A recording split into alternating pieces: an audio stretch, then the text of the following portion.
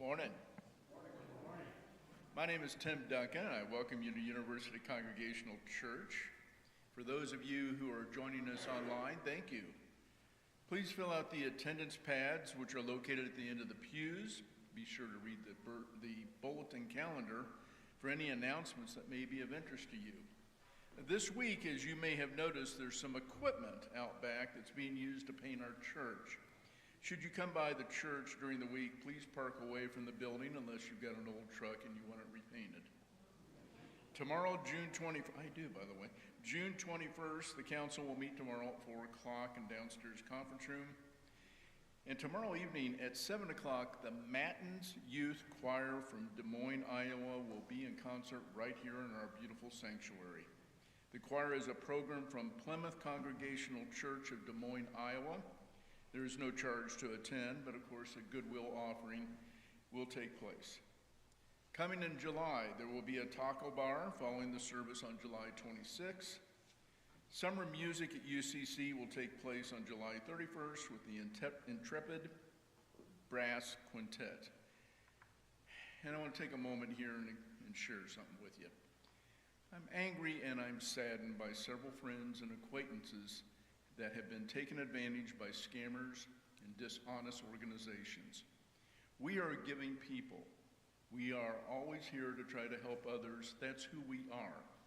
Unfortunately, scammers count on our kindness, along with fear and urgency, to pressure people into handing over money or personal information. And they're getting craftier. I recently made a significant purchase on my credit card.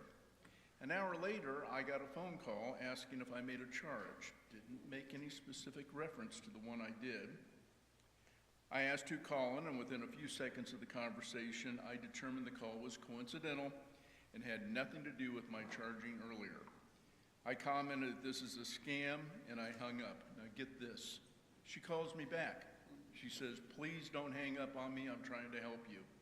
And it was a scam. I looked it up later. Here are a few guidelines to keep in mind if someone calls you, texts you, emails you, or shows up at your front door asking for money.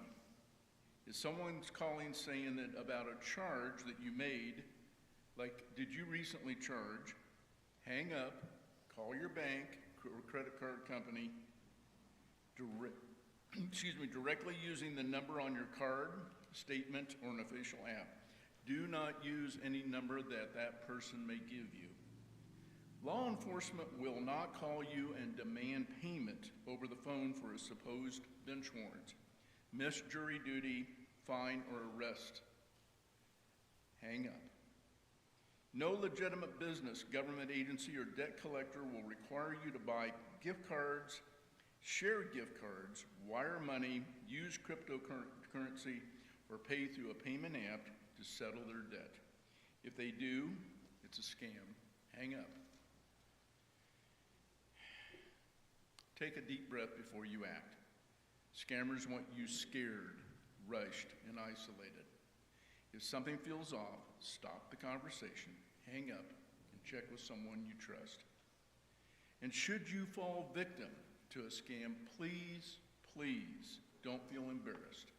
Scammers are skilled at what they do, and anyone can be targeted. The most important thing for you to do is to speak up quickly so help can be offered and others can be protected. Call 911. They will transfer you to a case desk to make a number. Remember, it's okay to just hang up. Thank you. Thank you, Tim. On this day that we celebrate fathers, I was remembering my father, Earl Jackson, the king of the bad Father's Day joke. What does a dad call a fake noodle? An impasta. It's okay to groan. Why is Dad still reading his book about anti-gravity? He says it's impossible to put down. And what's the difference between a dad joke and a bad joke? The first letter. There was a group. Welcome to University Church on this Father's Day. Listen now to these words of this call to worship. We gather this morning on this vast and open prairie beneath a wide sky that reminds us of the expansing, unfolding nature of the divine, complete with summer storms. Today, we turn our hearts towards the themes of fatherhood, of lineage, and the diverse constellations of care that shape our lives. We come to celebrate love, the love that grounds us, guides us, and sets us free. We recognize that the word father carries many echoes. Today, we honor the biological fathers, the adoptive fathers, the foster fathers who have labored in love, but we also widen our circle to embrace the mentors, the teachers, the elders, and the chosen guides who have offered a steady hand, a listening ear, and a fierce commitment to our growth. We honor that expansive spirit of nurture wherever it is found. We acknowledge, too, the complexities of this day. We hold space for the grief of those missing a parent, the ache of strained relationships, and the quiet pain of dreams unfilled. We affirm that the Holy One is present in our longing just as deeply as in our celebration, a companion in the shadows and in the light. Our stories are complex, and all of who we are is welcome here.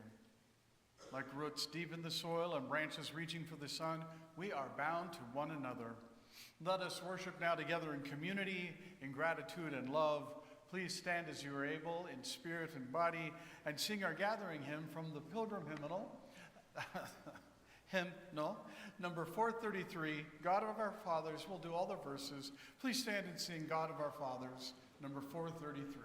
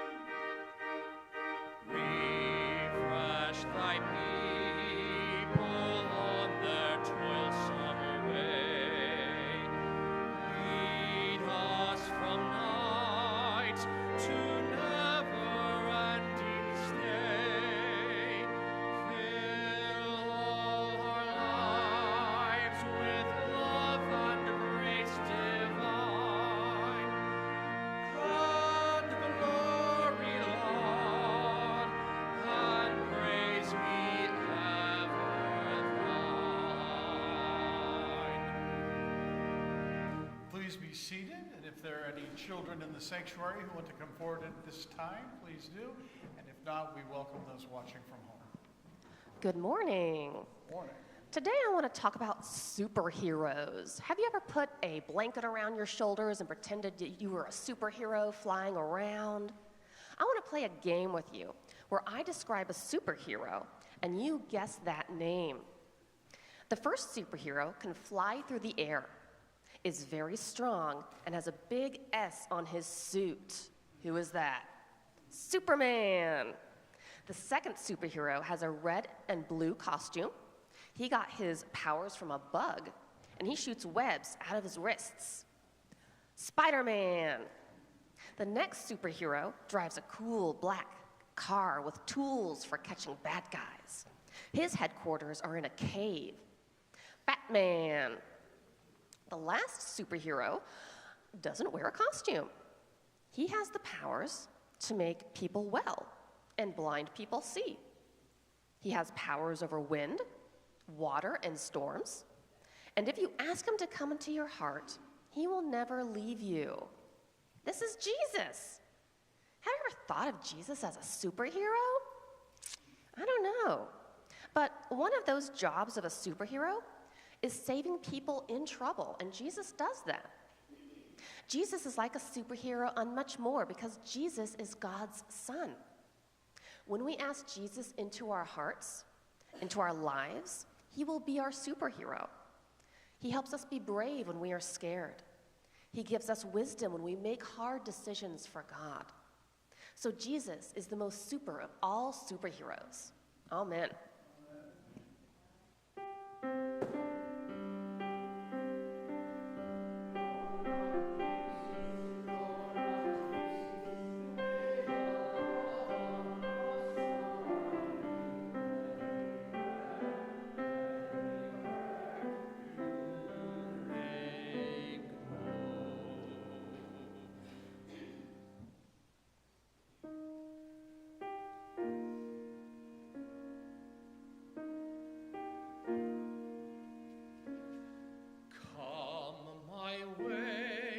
Truth, my life, such a way as gives us breath, such a truth as ends all strife, such a life as endeth death.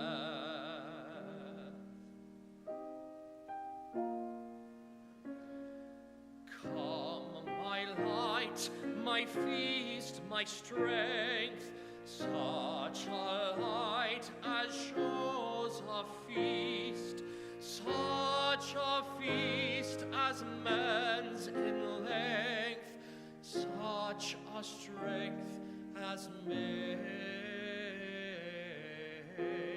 his guest.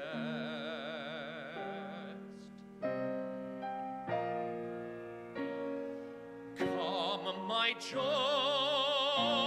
my love, my heart, such a joy as none can move, such a love as none can part, such a heart as joy. In love.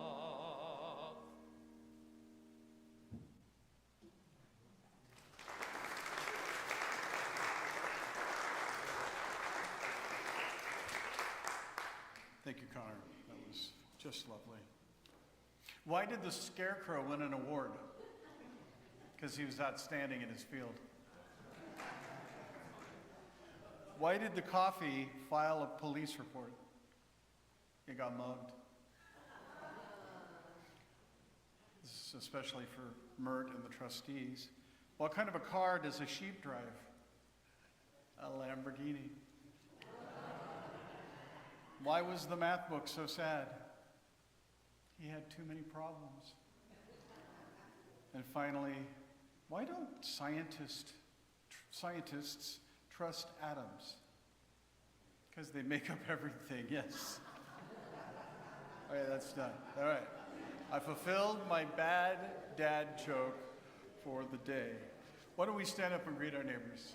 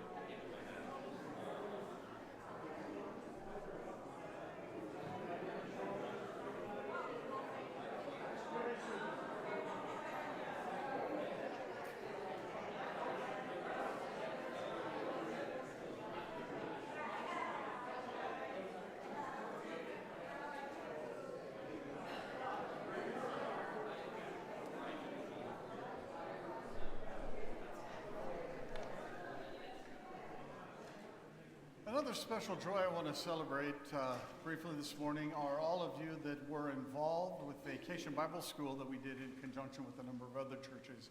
It was a huge success. The kids had a great time.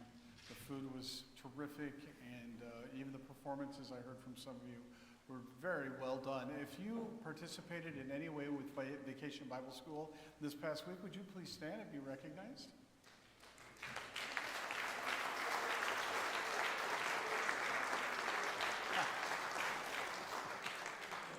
Thank you very much. As we move into our time of prayer, I ask you to read through the list of the names in your bulletins of those friends and members that we are praying for. We also continue to pray for health and for safety for our friends in Nicaragua. We also want to pray for the family of Lyman Ray and his recent death. And also please pray for Marcy's husband, Gary Gregory, and then our own dear Linda Eberhardt, who is dealing with some tough news, but we think it's going to be okay.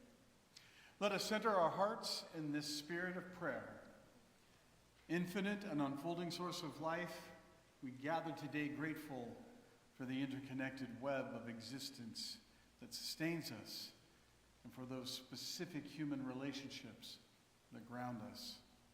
On this day, as our culture pauses to honor fathers, we breathe in a spirit of gratitude for all those who have modeled a generative, expansive love. We give thanks for the nurturers and the protectors, biological, adoptive, chosen, spiritual. We thank you for the men and the father figures who have rejected rigid molds of distant authority, choosing instead the courageous paths of vulnerability, emotional presence, and tender care. We honor those who have used their strength not to dominate, but to lift up, not to control, but to cultivate independent, thriving spirits. We also hold in our hearts the profound complexity of this day. We know that for many among us today brings a quiet ache. We lift up those who are grieving the loss of a father, those navigating the painful terrain of estranged or broken relationships, and those for whom the traditional definition of this day does not fit. May they feel the comfort of a community that holds space for their grief, affirming that no one is outside the circle of grace. Please help us to remember that the work of fathering, the work of mentoring, guiding, and stewardship is a calling extended to us all. We are all called to be the guardians of the future, caretakers of the next generation, and builders of a more just and gentle world. Holy One, inspire us to care for one another and for this earth with the same fierce, protective, and liberating love that we celebrate today. May we leave this place committed to breaking down systems of harm, planting seeds of equity, and walking humbly with one another. In the name of all that is holy loving and true. And as we prepare to pray the Lord's Prayer together, I remind us to open our hearts to the original meaning that Jesus actually taught, unbound by Greek and Latin theologies and other human interference. The words he taught, O cosmic birther of all radiance and vibration, soften the ground of our being and carve out a space within us where your presence can abide. In the name of the cosmic birther of all radiance and vibration, even when we fail to understand these true words, let us pray together the prayer that Jesus taught us to pray, as it has been handed down to us through the ages, the Lord's Prayer, using the words with which you are most comfortable. Our Creator, who is in heaven, hallowed be your name. Your kingdom come, your will be done, on earth as it is in heaven. Give us this day our daily bread. Forgive us the wrongs we have done, as we forgive those who have wronged us. And lead us not into temptation, but deliver us from evil. For yours is the kingdom, and the power, and the glory forever. Amen.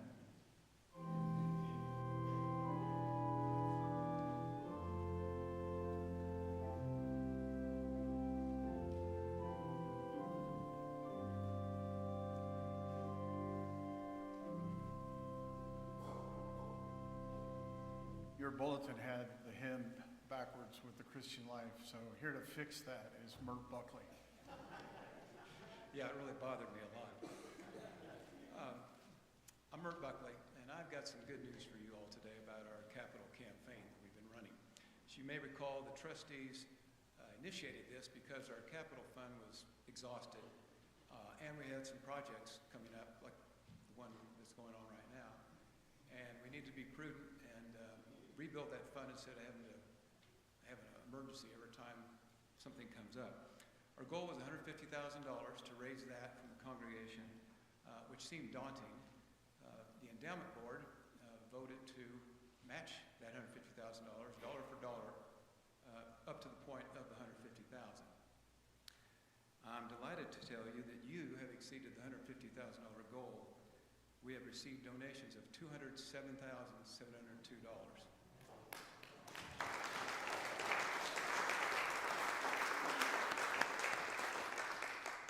Not only that, but the endowment board has agreed to match that additional $50,000. So that's going to take the size of the fund up to $407,702 that's been raised. We have 4 immediate projects. The first one was the Carillon that was done last year, right before Christmas. That was restored and repaired. And I want to thank Tim Duncan because he saved us some money by installing it as well as coordinating the purchase. And since then, we've enjoyed that lovely music at the beginning of the service and at the end of the service, and sometimes at the end of Paul's sermon.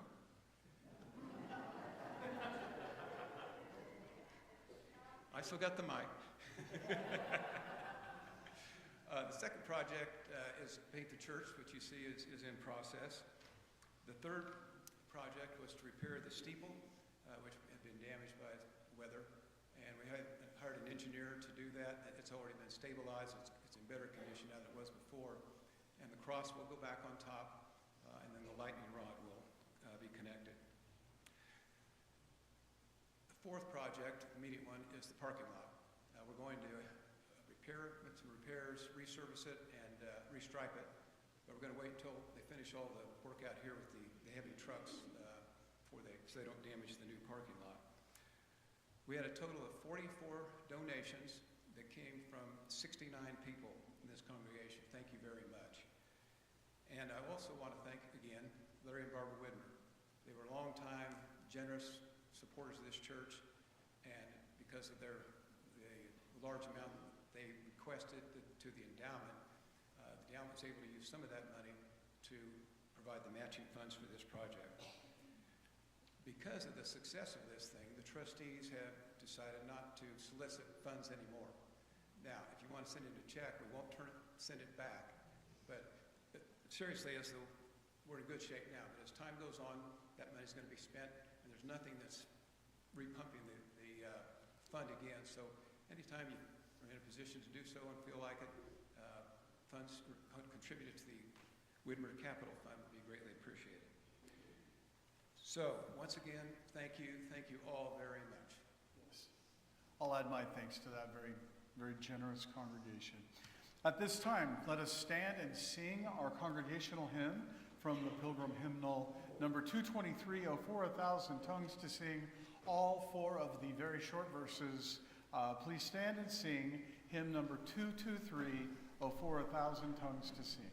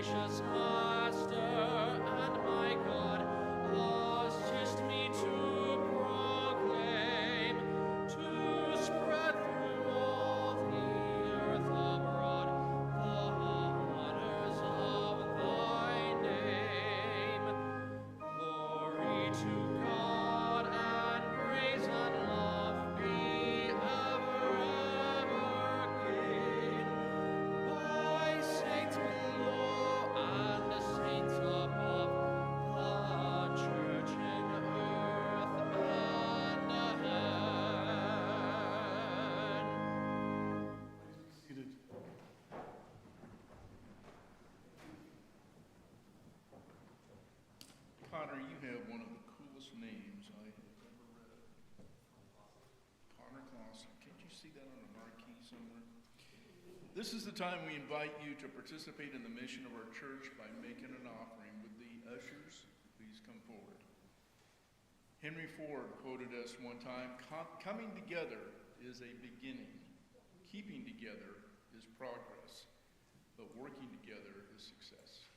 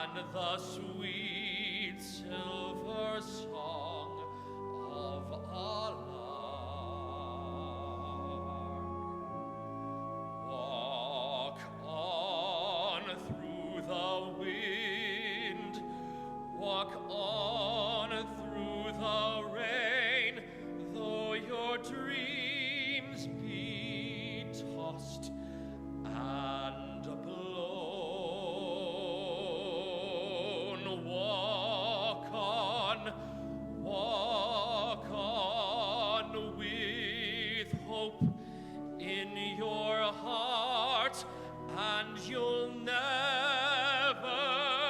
walk alone. You'll never walk alone.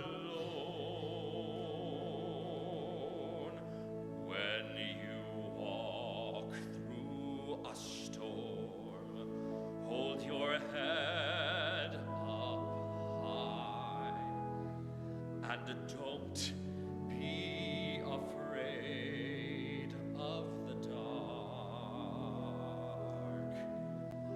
At the end of the storm is a golden sky and the sweet silver song of a lark.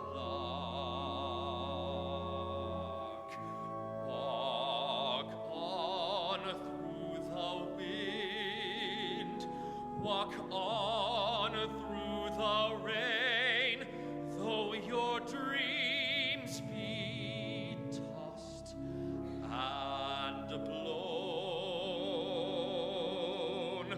Walk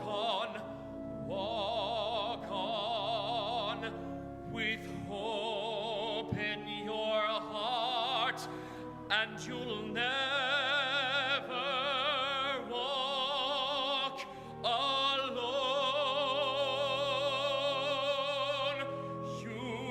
You'll never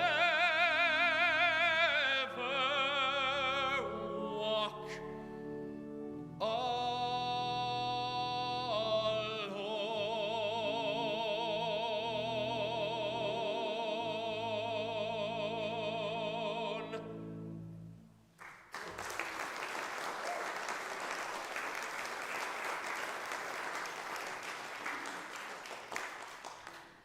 Connor didn't know that the first date my father invited my mother on was to see Carousel. So that holds a special place in our family lore. I also want to remind you all that the Student Scholarship Campaign is ongoing and continuing. You'll hear more about that this summer. We know Connor has a story to tell about what the scholarship has done for him, and hunt him down during fellowship time, and he'll be happy to tell you what it has meant to him to be able to have these extra funds available to free him up to pursue his academic career. So way back when I could easily hike Colorado mountain trails, Dwayne and I decided, we still don't know why, but we were on one of our family reunion vacations in the Rockies, and we decided that we were going to climb the nearest mountain. Fortunately, that year where we were at, the closest mountain was a relatively small one called Grey Rock. Grey Rock Mountain's a prominent 7,616-foot peak in the Roosevelt National Forest. It's about 15 miles northwest of Fort Collins, Colorado. We had been told that it had a very dramatic rocky summit, but that it had rewarding and thrilling 360-degree views from the top. Dwayne and I downloaded the map of the mountain, took off early one morning for what we didn't know would prove to possibly be the last mountain, actual mountain, that I would ever climb. Of course, we did not know that at the time, and who knows what the future holds, but I don't see a mountain climbing expedition in my near future. You know, maybe a simple hike a bit way past the trailhead, but not much more than that. Now, the trailhead at Grey Rock was very well marked, as were most of the routes along the trek. They had shorter, less scenic options. We chose the longer, more scenic option, and I'm glad that we did. Of course, that meant that the climb down the mountain was more difficult than we anticipated. We thought we were on a shortcut. Little did we know. And by the time we got down to the trailhead and our car, we'd spent the better part of 12 hours climbing this supposedly easy hike. Now, as you near the summit of the mountain, the neatly marked trails gave way to much more difficult passages. including a couple of places where we had to climb over very large boulders and very steep rises in the trail. And while there had been ample signage at the lower elevations, once you started the actual summit, the trail was marked by cairns, small piles of rocks that basically let you know that you were headed in the right direction. These acted as small, surprising whispers, as it were, as we'd been used to the shouting of the trail signs. All in all, it really was a great day of hiking. Dwayne might have a different take on the day. I tend to only remember the positive. I'm much happier. It's self-preservation, right? So we had our map with us, right? And we love maps. We love the certainty, the safety, the predictability of our maps. In our spiritual lives, we so often try to turn faith into a map, a calculated management system, a checklist that contains risk and guarantees outcomes. We create maps and signs and clearly marked trails to follow. Each spiritual step, a sure one, planted one after the other to get us to our destination. But there's a twist to this. In our spiritual lives, every true step of faith is a step into the unknown. If there is no risk, if the path is entirely calculated, it isn't faith anymore. It's just a business plan. What if Jesus didn't come to hand us a map of clearly marked trails and rock cairns, but instead came to deconstruct our maps? What if the gospel is a counterpath, a way to a different summit, a poetic whisper that might grab our attention? I've been working with John D. Caputo's book, What Would Jesus Deconstruct? Asking that question in the rather, what I consider trite, what would Jesus do? And I've been doing this to start our sermon series, and Caputo asks us to deconstruct that idea of a perfect map. He asks us to wander off the beaten path.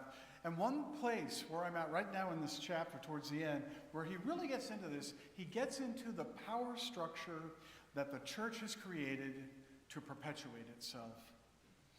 Caputo wants us to move beyond the power grid, to step off the known path, to push against the institutional church. He contrasts a theopolitics of top-down control, rigid legalism, dogmatic certainty, and institutional power, and he contrasts all of that with a term that he calls theopoetics. Now, this is important. A theopoetics isn't about defining God in rigid, unbending prose. It is about listening to and for the poetry of the Holy One, the fluid, disruptive, beautiful reality of a love that cannot be institutionalized, the rocky cairn that appears suddenly to remind us that perhaps we're on the right path. Caputo reminds us that the Holy One does not operate on the world's currency of shock and awe. The Holy One operates through the weak forces, through the breadcrumbs, through following in the footsteps left by others who stepped off the main pathway. The Holy One is the rule of the weak forces, like patience, mercy, forgiveness, which instead of forcibly extracting payment for some offense, release us and let it all go. Gracious, dramatic, deep hospitality that versus this rigid legalism. Luke's gospel contains some words for us in this regard. Let's listen to this from the Gospel of Luke. He, Jesus, also said to the one who had invited him, "When you give a luncheon or a dinner, do not invite your friends or your brothers and sisters or your relatives or rich neighbors, in case they may invite you in return, and you would be repaid. But when you give a banquet, invite the poor, the crippled, the lame, the blind, and you will be blessed because they can never repay you. And you will be repaid at the resurrection of the righteous." In first century Greco-Roman and Jewish society, hospitality was entirely transactional. The symposium, or the banquet, which some of us spent quite a bit of time on this past Maundy, Thursday during our Lenten service. But this symposium banquet, it was used as a tool for social climbing. It was governed by strict reciprocity. You invited people who could boost your social status or offer you political and economic favors in return. And Jesus completely disrupts this social ledger. By telling his host to invite the poor, the crippled, the lame, and the blind, he's not just offering a nice charity tip. He's demanding the disruption of this class system entirely. In that culture, these specific groups were marginalized and often barred from full religious and social life because they were seen as unclean or by their disfigurement punished by God, as I would be seen due to my limb loss. In fact, I know this, there are congregations in Wichita that would shun me, aside from so many other reasons, but particularly because of my limb loss, because that blemish, that imperfection, is plainly visible, at least when I wear shorts. Not like so many of my other blemishes and imperfections, each one of which I am not ashamed of in the slightest.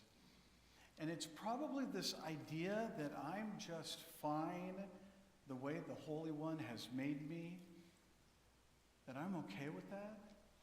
I think that's what infuriates those who believe in transactional theology, that God is an angry judge just waiting to strike us down for the slightest misstep, blemish, imperfection. What a dangerous theology. What an absolute perversion of the good news that Jesus brought to the world. Jesus demands an economy of grace over an economy of merit. True blessing, a blessing that is deeply fulfilled, a flourishing. It is found when we stop treating relationships as transactions.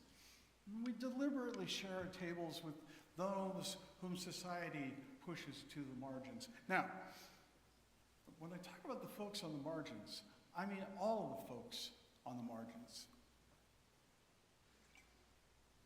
Not just the ones that we help with our various outreach projects, but also those that we'd rather not spend time with. So many of us, I include myself in this sometimes, we are full of judgment because we believe people should face consequences for their life choices. But sometimes the only choices available to them are repugnant to us. And yet we are called to love and to care for these people who are on the margins. Even that word marginalized bothers me because, of course, it brings to mind a piece of paper with all of us deemed nice and worthy neatly in the center, and all of us deemed unworthy hanging outside on the normal spaces of the page in the margins, off to the side, where we can easily be ignored. When I'm on my trike tooling around Wichita, I often pass encampments where the unhoused are living. By the way, homelessness, in today's paper, they tell us that homelessness in Wichita has increased significantly from 5 years ago. From pre-COVID, they believe there was 817 households that were unhoused, and that number is well over 2,000 today. So I often pass these encampments in the parks by the river. They're tents, they're makeshift lean-tos, they're pieces of plastic tied between two trees. And I often think of the words that Jesus said in the Sermon on the Mount, because I've had to deal with this in my own life. This is from Matthew 28. And why do you worry about clothing? Consider the lilies of the field, how they grow.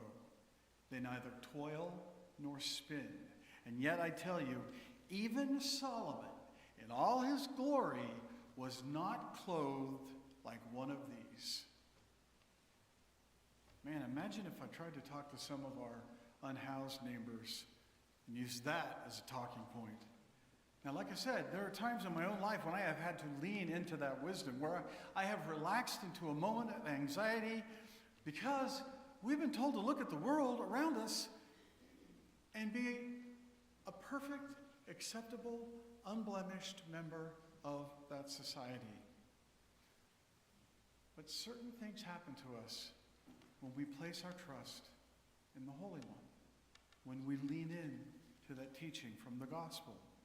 And whether it is simply a realignment of my vision or an actual work of the Holy One, things almost always do work out. But how do I preach that to my unhoused neighbor who has so very little? How do I tell them not to worry about clothing or where their next meal is coming from? That passage in the Sermon on the Mount speaks directly to our systemic anxiety in phrases of pure poetry, poetry of the Holy One. The word used for worry here is a very specific term, and it means to be pulled apart or distracted. Jesus is addressing people who are deeply anxious about basic survival. And if you might recall from last week's sermon about using the original Aramaic version of the Lord's Prayer, we are told that distraction is actually the great evil that we are to not allow happen. Do not let us be seduced by that which would divert us from our true purpose, but illuminate the opportunities of the present moment.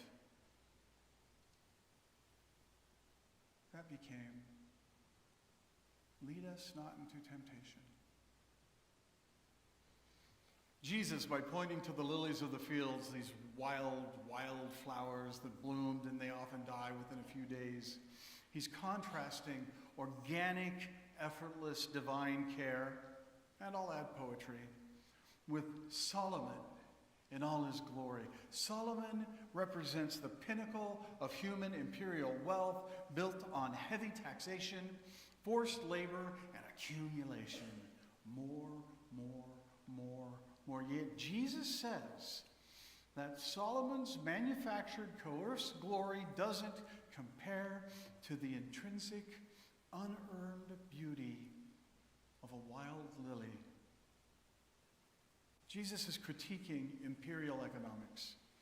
Anxiety is often the byproduct of a system that tells us that we are only worth what we produce, our toil, our spin. The lilies remind us of our inherent worth outside of our productivity. Now, while these two texts are using different imagery, they are both sharing the same beating heart, and that is the rejection of transactional worth. I say that a lot. Both scriptures are deeply anti-transactional. They both ask us to stop keeping score. Luke asks the privileged to stop keeping score of who owes them a dinner invitation. Matthew asks the anxious to stop keeping score of their own productivity and survival metrics. In our progressive theology framework, both passages point to the beloved community as a reality present right now.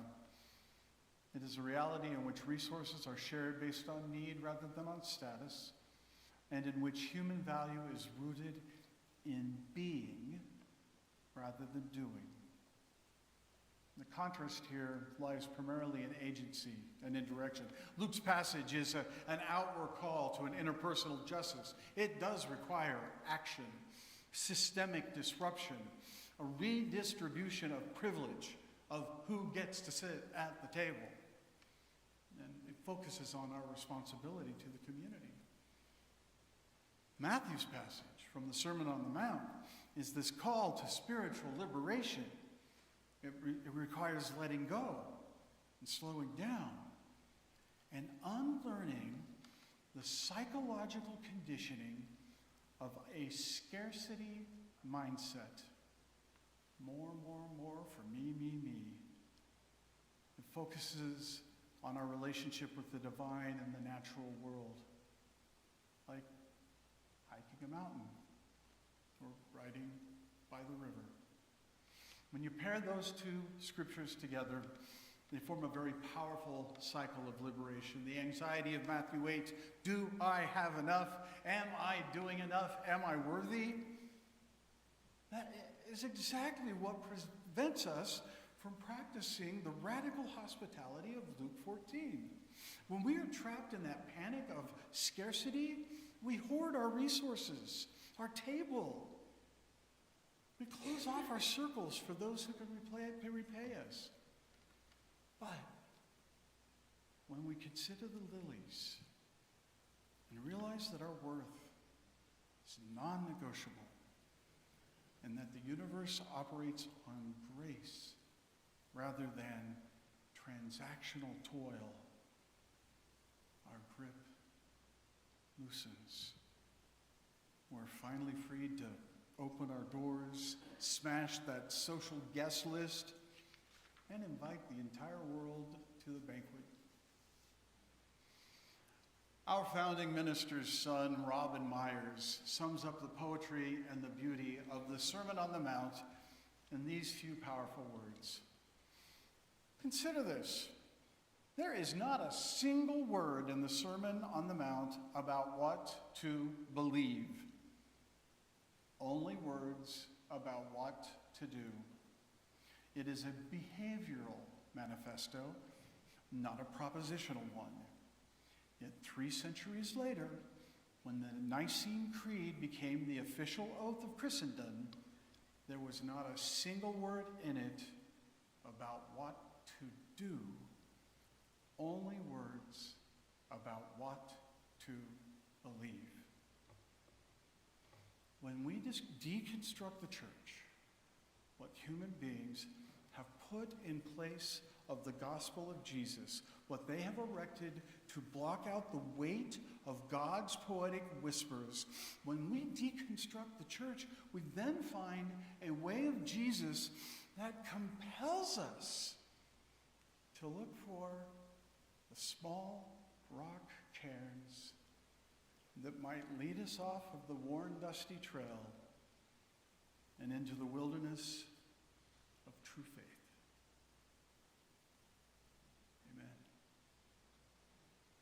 Let us stand and sing our benediction song together.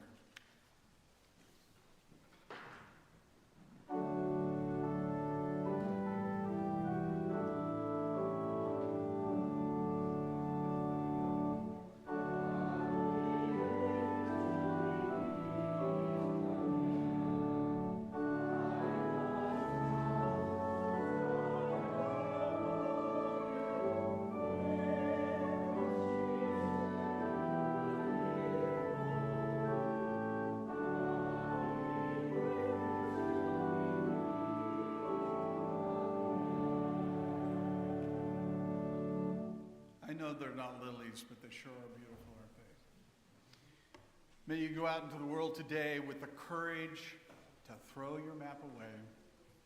Look for the weak forces, the quiet spaces where forgiveness alters the room embrace the holy vulnerability of the uninvited guest. And remember, we do not preserve the truth by locking it away. We find it when we live it out on the trail.